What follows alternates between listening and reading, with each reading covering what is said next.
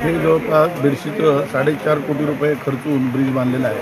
हे ब्रिज बांधत असताना आम्ही PWDच्या अधिकाऱ्यांना सांगितलं होतं की बरं हे जो पुढचा रस्ता आहे साधारण 150 मीटर त्याला तुम्ही रिटर्निंग वॉल बांधा आणि त्याची साधारण 1 ते 1.5 मीटर भराव करा आणि उंची वाढवा, जेणेकरून प्रत्येक वर्षी पाण्याचा त्रास होतो आणि रस्ता बंद होतो त्यावेळी आणि मग वरच्या रस्त्याने जावं लागतं। परंतु त्या PWDच्या अधिकाऱ्यांनी कोणीच ऐकलं नाही आणि तिथे एक मोरी बांधलेली आहे। आता ज्या ठिकाणी गाडी गेली त्या ठिकाणी मोरी बांधली, ती मोरी मुळात तरी खाली बांधलेली आहे। तर म्हणजे एवढा खर्च करून मोरी बांधून ते रिटर्निंग वॉल बांधले त्याचा त्याचा उपयोग काय झाला नाही। आता 2 वेळा ॲक्सिडेंट असा झालेला आहे। मागच्या 15 दिवसापूर्वी 15-20 दिवसापूर्वी एक झाला, आत्ता एक झाला। मागच्या वेळी 3 माणसं वाचली, आता जवळपास 3-4 माणसं वाचली, आता 2 गाड्या वाहून गेलेल्या आहेत। आता हे असं प्रत्येक वर्षी होत राहणार। आता माझं PWDच्या अधिकाऱ्यांना आणि तहसीलदार प्रशासनाला महसूलच्या प्रशासनाला अशी विनंती आहे की अजूनही 2 महिने पाऊस शिल्लक आहे, ऑगस्ट आणि सप्टेंबर।